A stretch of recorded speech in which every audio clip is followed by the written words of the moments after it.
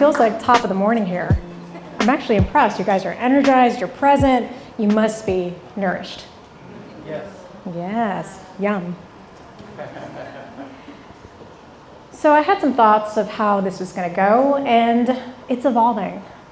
So you might see some instructions on screen that I end up modifying, but you know what? That works because I'm going to have you guys do some emotional yoga. Emotional yoga. What does that mean? I don't know. I kind of made it up, but I found out it's a thing. I want to take you through a journey. I'm going to put my ASMR voice on, and I'm basically going to read the slides because I want to say less and pause a lot so that you can have a conversation with yourself. So I'm going to create a lot of space. You shouldn't be surprised, therapist and coach. And in that space, it may be a little uncomfortable. There might be some tension. And there might be moments when you're thinking, I don't know what that means. That doesn't make sense to me. Feel it, own it, let it course through your body. Because what's going to happen is that you are going to pick up what you need, and you're going to leave behind what isn't going to serve you. Okay? Now, there will be a question and answer section at the end. However, if any of you are feeling tired, if any of you are feeling like you need to have a change of pace, I invite you, look at your phone, check your email, pay attention halfway. I promise you, when something important strikes, your ear will catch it, and you will tune in. In fact, I encourage you guys to disengage from me. Yeah, break eye contact. Really, stop it. Now, if you really want to look up, that's fine, of course, and follow the screen. But I just want to encourage you to be with yourself, to be in yourself, and to see where this takes us. Burnout, the unlikely ally. So this is one of the things I'm going to modify, the icebreaker. It was going to involve you guys standing and sitting and getting to know each other and doing some compare and contrast of people that are like you and people that are not like you. I'm not feeling it right now. So I'm just going to let you look at the slides. I'm not going to make you do it. It's going to have you stand when I called out the introverts. I was going to have you stand when I called out the extroverts. When I called the intuitives. When I called the analyticals. The minimalists. And the collectors. The linear thinkers. And the non-linear thinkers.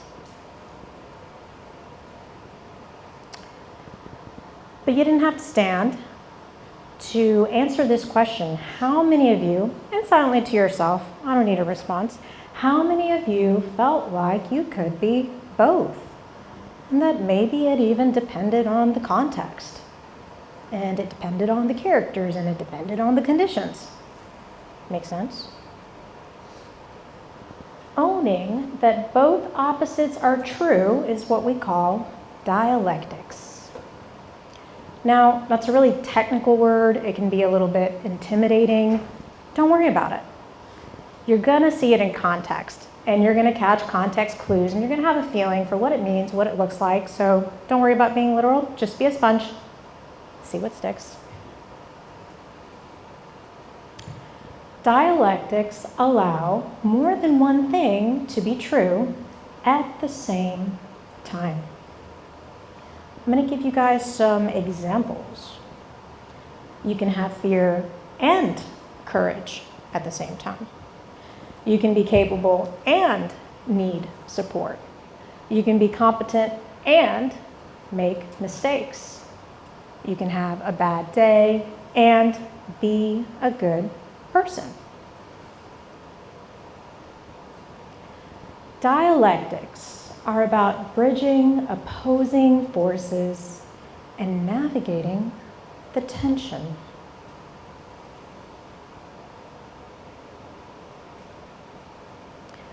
Burnout storms in like an opposing force.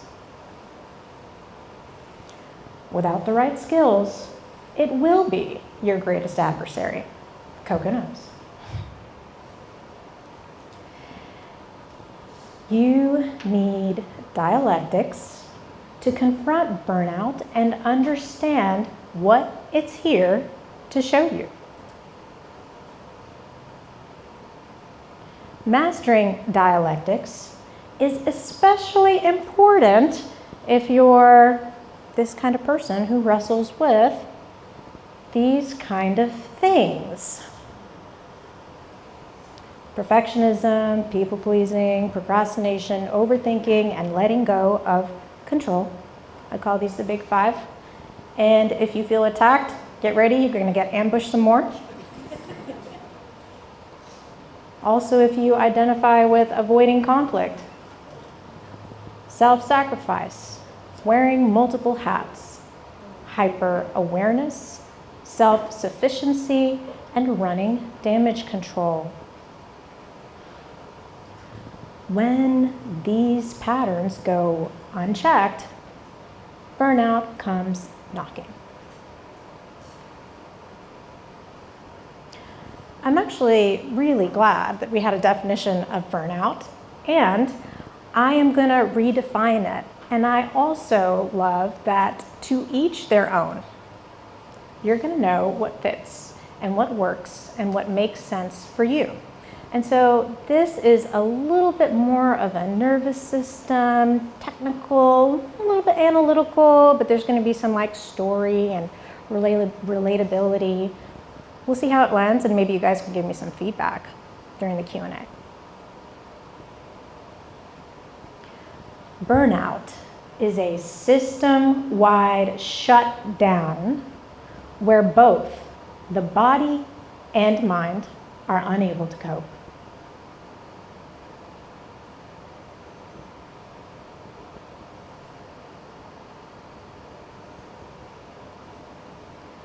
Burnout pulls the plug when things have gone too far in one direction.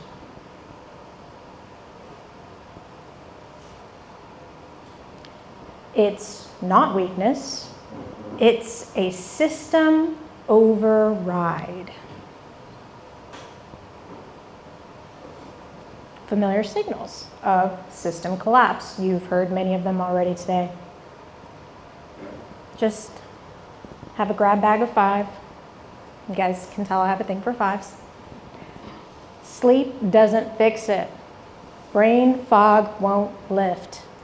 Motivation is gone. Everything feels futile. Push without progress. Signals of collapse. I'm here to say, don't shoot the messenger, but reckon with the message.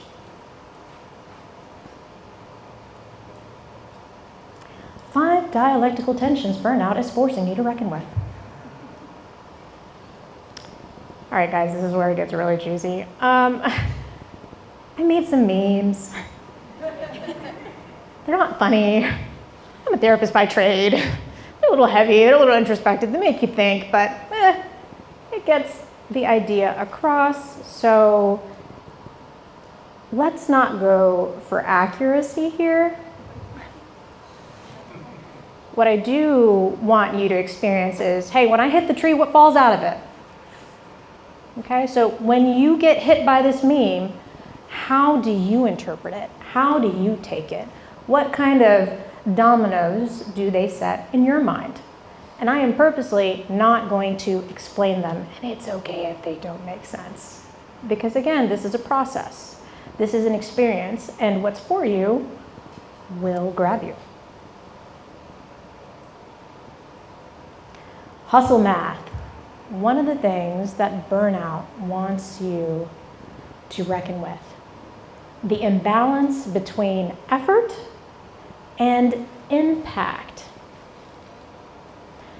There's a story we tell ourselves that more effort guarantees success. Not true. Just think of another economic principle. Don't forget the law of diminishing returns. I'm gonna just let that simmer for a little bit before we go to the next one.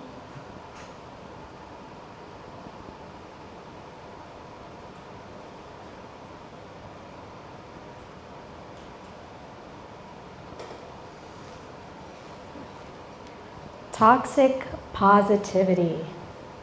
The imbalance between forced optimism and honest reality.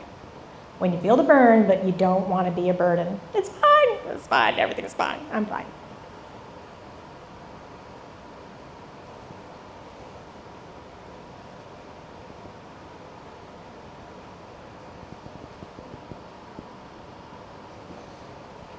I see some pencils moving, honoring those pencils and pens, yeah.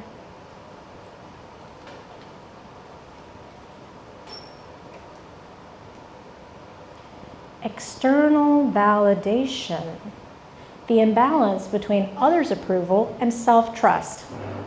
This one takes a few cognitive gymnastics, but Robin's like, look, they approve, and Batman's like, you've been cornered. I got a sympathy chuckle. Thanks, guys.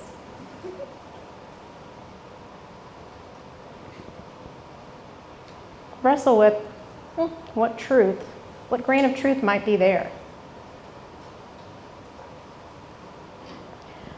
By the way, so all these names that I came up with, like external validation or hustle math, et cetera, these are all based on industrial psychology terms that have been well researched. They're just boring, so I was just trying to change it up. So this is stuff that's real, it's in the literature, it happens, it contributes to burnout. We're just laying a fresh set of eyes on things that we've maybe heard before. For example, I think the first one, hustle math, was the effort heuristic. Very technical. Feel free to look it up. But yeah, each of these have a research-based backup. The sunk cost fallacy. The imbalance between past investment and present cost. Me, my well-being, my passion project. Which is walking away very quickly.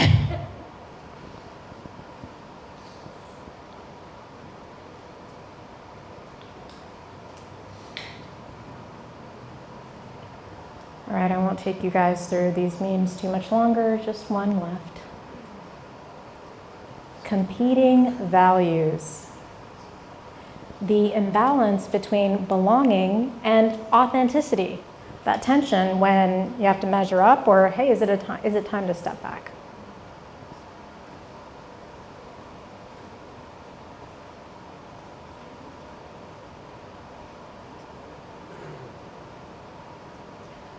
Burnout demands rebalancing the scales.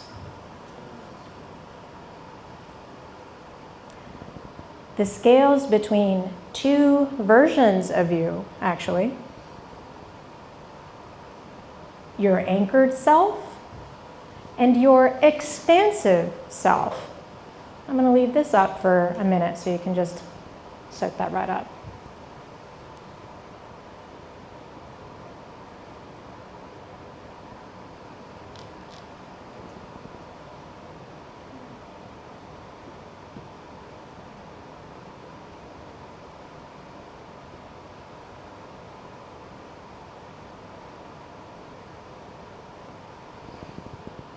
There's an inner war and inner conflict. These two are always going at it. It's that quintessential tension between stability and freedom, safety and risk, those opposing forces of tradition and innovation, of being grounded and spreading out in a way.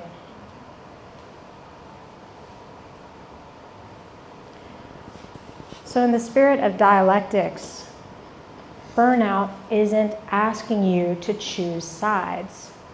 It wants you to integrate both. Because when you pair your anchored self with your expansive self, you get your whole self.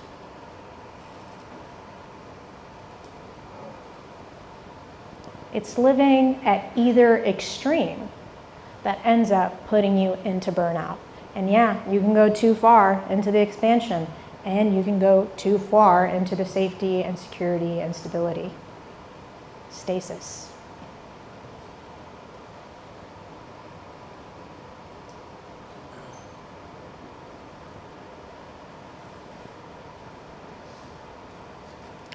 Next, I have 5 dialectical questions to help you confront and befriend burnout.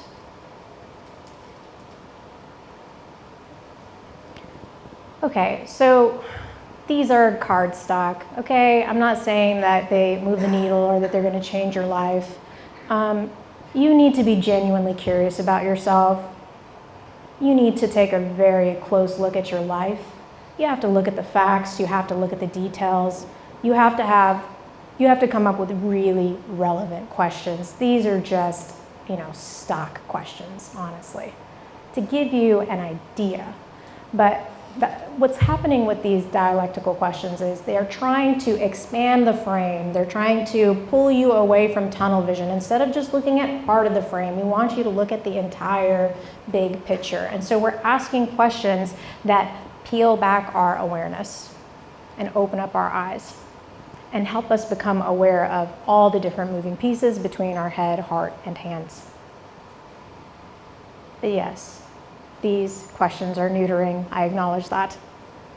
And if I were to get to know you, if we were to chat about your life, I would show you how to come up with meaningful, relevant, powerful questions.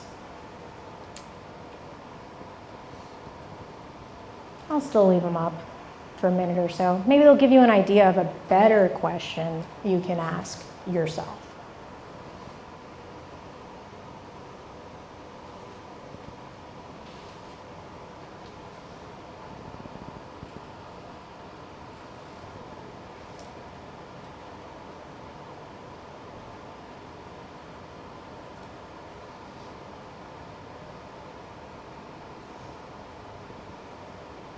Some of you might still be like, some of these talk questions sting. And I'm like, well, there, yep, I got a nod, got a finger pointing.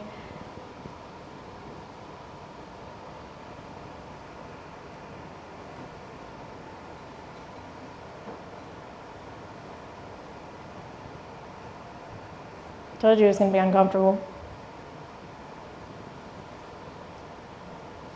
It is a reckoning. You're feeling the tension of being in between two polar opposites. You're being asked to look at the blind spot.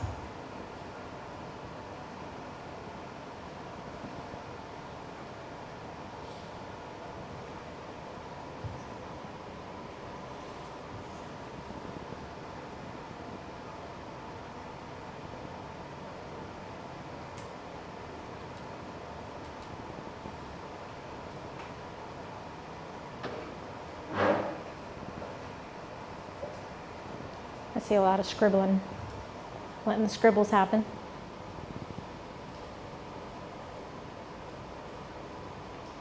Got some really advanced people taking pictures. Brilliant. Hey, that's what I do. I see you. Last one.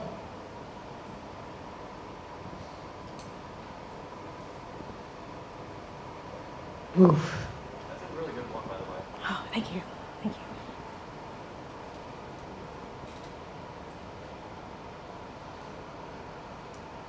And you can see the standards I hold myself to. If I'm like, these are the stock ones, guys. These are the general ones.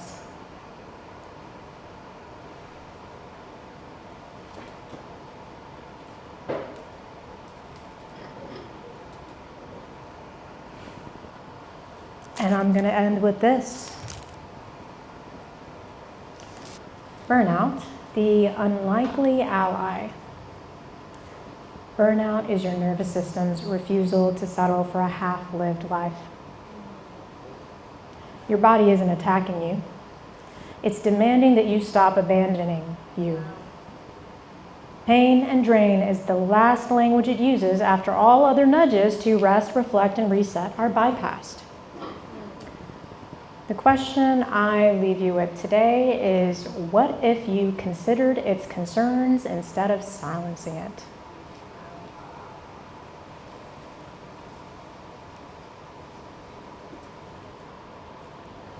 And if you're like me, you could use a drink after that. So I think that concludes our day. If you guys want to ask questions, you can do that at the forum, or I'll be hanging out for a little while. You can approach me. I'm good either way.